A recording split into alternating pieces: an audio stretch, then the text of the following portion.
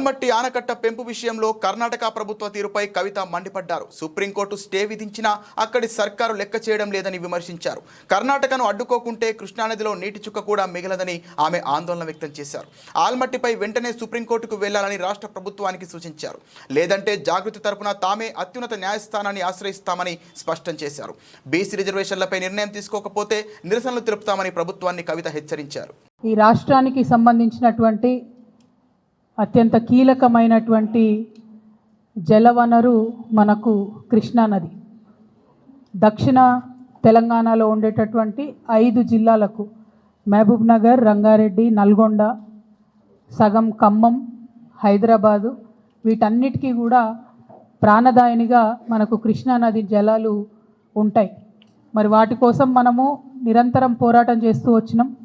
తెలంగాణ ఉద్యమ సందర్భంలో కూడా ప్రధానంగా జల సాధన విషయంలోనే మనము ఉద్యమాన్ని నిర్మించుకోవడం జరిగింది. అది ప్రజలందరికీ తెలిసిన విషయమే. అదేవిధంగా ఉమ్మడి ఆంధ్రప్రదేశ్ ఉన్నటువంటి సందర్భంలో కూడా నదీ జలాల పంపిణీ విషయంలో, ప్రత్యేకించి కృష్ణానది విషయంలో కూడా మరి అనేక సందర్భాల్లో చర్చించి ఫైట్ చేసినటువంటి విషయాన్ని కూడా ప్రజలందరూ గమనించుకోవాలి.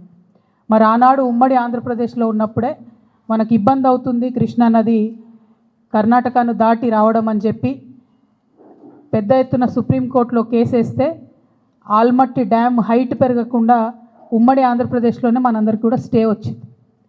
అటువంటి స్టేను ఇప్పుడు కర్ణాటక ఉల్లంఘిస్తూ మరి 1,70,000 ఎకరాలను సేకరించడానికి 70,000 కోట్లను రిలీజ్ చేస్తూ మొన్న కర్ణాటక ప్రభుత్వం నిర్ణయం తీసుకున్నది. ఆ తీసుకున్నటువంటి నిర్ణయం మీద తక్షణమే మహారాష్ట్ర ముఖ్యమంత్రి గారు స్పందించారు.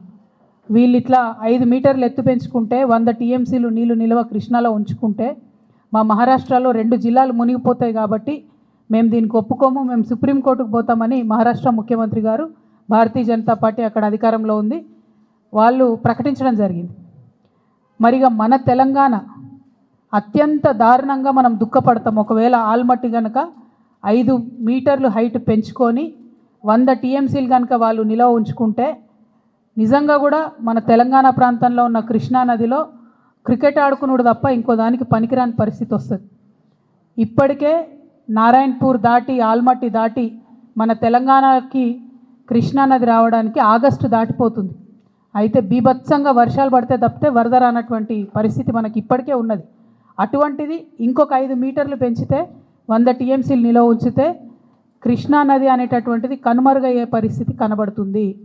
మరి ఈ విషయం గౌరవ పెద్దలు రాష్ట్ర ముఖ్యమంత్రి గారు, కాంగ్రెస్ పార్టీలో ఉన్నటువంటి పెద్దలు, ఇరిగేషన్ మంత్రి ఉత్తమ్ కుమార్ రెడ్డి గారు వీరికి అర్థం అవుతుందా అర్థం అవుతలేదా అనేటటువంటి మీమాంసలో బాధలో తెలంగాణ బిడ్డలందరూ కూడా ఉన్నారు. ఇవాళ మహబూబ్ నగర్లో అనేక మార్లు కరువు జిల్లా కాబట్టి నీళ్ళ కోసం కొట్లాడినటువంటి ఎంతోమంది కార్యకర్తలు మొన్నటి నుంచి ఫోన్లు చేస్తూ ఉన్నారు. ఎందుకోసం ప్రభుత్వం దీని మీద మాట్లాడతలేదు, మరి దీన్ని ఎట్లా ఆపడం, అక్కడ నీళ్లు తీసుకుంటే అక్కడ వాళ్ళు 5 మీటర్లు పెంచుకుంటే మన